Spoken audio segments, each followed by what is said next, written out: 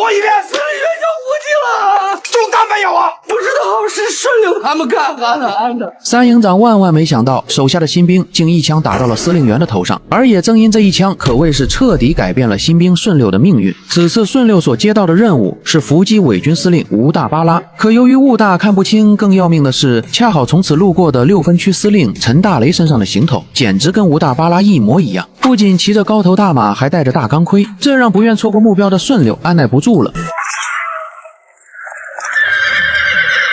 順溜這一槍打出去的不僅是子彈，更是他人生命運的轉折點。因為直到陳大雷下馬迎敵後，他身旁的排長班長才真正的看清，原來搞錯目標了。排長，這是陳司令員，完了，我們把司令員給打死了。雖然這一槍順溜只打中了陳大雷的鋼盔，可這卻把陳大雷給驚着了。幹革命都快20年了，他是怎麼也不會想到，全身上下唯一的原裝貨就剩腦瓜子了，可竟然會被自己的部下給開了瓢。更滑稽的是，自己這高大威猛的模樣，可卻被當成了猥瑣的伏擊目標吳大巴拉。與此同時，三營長也得知了順溜朝目標開槍的消息，這讓他瞬間興奮不已，因為對順溜的槍法他實在太有自信了。這個順溜啊，那要是在水泊梁山了，那就是小李廣華龍，張弓搭箭，那就是伯不穿楊啊！準。三營長的興奮源於對順溜擺布穿楊槍法的絕對信任，更藏着對順溜能為部隊爭光的期許。可當伏擊對象是司令員的消息傳來時，三營長瞬間如遭雷擊。順溜啊，那是伯不穿楊。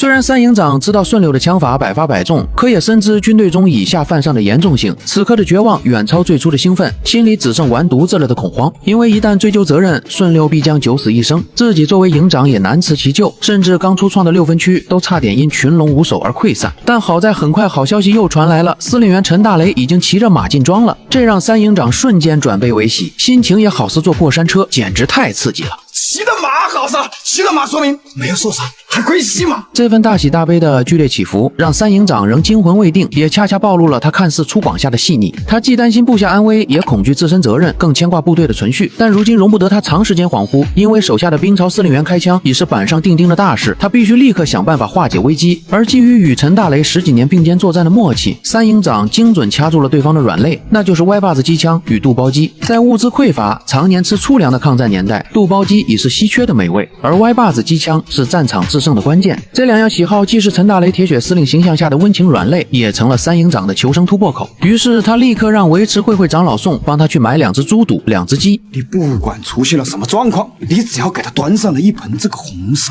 肚包雞，萬丈的怒火都能下去一半。不得不說，三營長還是太了解陳大雷了，兩人不愧是一起打了10幾年仗的老夥計啊。不過他也明白，被挨訓那也是避免不了的事兒，因為陳大雷一張臉黑的能滴出水了，周身的寒氣也仿佛能把空氣凍住。他一手拉扯起來的6分區才剛滿月，正是該盼着蒸蒸日上的光景。可誰能料到自己這個司令員沒等來建功立業的捷報，反倒差點栽在自己人的槍下。我全身上下就剩這個腦瓜子是爹媽給的原裝貨，現如今連唯一這個原裝貨也被開瓢了，還是我部下打的。陳大雷的話裡藏滿了不甘跟無奈，直白地向三營長宣洩着自己的委屈跟憤怒。而三營長深知自己此刻是陳大雷的情緒宣洩口，也清楚單純的討好無用，於是發揮極高情商化解危機。他全程充當捧哏，精準承接着對方的怒火，用情緒價值安撫陳大雷，見對方口乾便及時倒水，給足台階，甚至還用巧妙的馬屁來轉移注意力。晴空一聲，霹靂響，誕生英雄陳營長。不是老夥計啊，你真狡猾啊！你一個馬屁能拍2遍，而且2遍拍的都不一樣。